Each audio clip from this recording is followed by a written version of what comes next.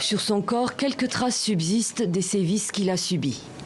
Burhani, 15 ans, était scolarisé dans une école islamique réputée dans le nord du Nigeria pour gérer des élèves difficiles, dissipés ou délinquants. Je ne l'enverrai plus là-bas, je préférerais qu'il retourne à l'école secondaire. On l'a d'abord envoyé à l'école islamique pour qu'il entre dans le droit chemin. Si vous ne savez pas ce qu'il s'y passe, priez simplement pour que Dieu vous vienne en aide. L'établissement fait partie des écoles islamiques privées appelées École Al-Majiri, fermées ces dernières semaines par les autorités. Des raids de la police ont révélé de graves abus, allant de traitements dégradants jusqu'à des actes de torture subis au quotidien par les élèves.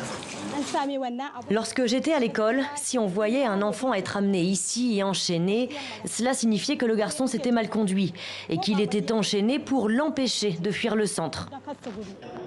Des enfants enchaînés, battus, à peine nourris par un maigre repas une fois par jour.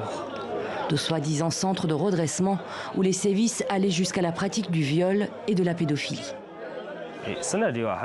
Il y avait de l'homosexualité à l'école, c'est pas nouveau. Beaucoup de gens y participaient, même les enseignants ici, ainsi que les aînés dans la maison, et les élèves aussi. Plus de 1000 enfants et jeunes adultes ont été libérés lors des descentes de la police. Selon le président Muhammadu Buhari, un musulman, le gouvernement ne tolérera pas ces chambres de torture.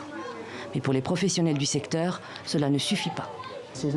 Il ne s'agit pas seulement de faire une descente dans les centres, mais bien de les fermer et d'agir, car ce ne sont pas des centres de réadaptation, mais juste des centres où les gens vont souffrir, se dégrader, se traumatiser et rencontrer encore plus de problèmes mentaux que le pays a du mal à traiter. Les écoles islamiques dites Al-Majiri accueillent environ 10 millions d'élèves au Nigeria.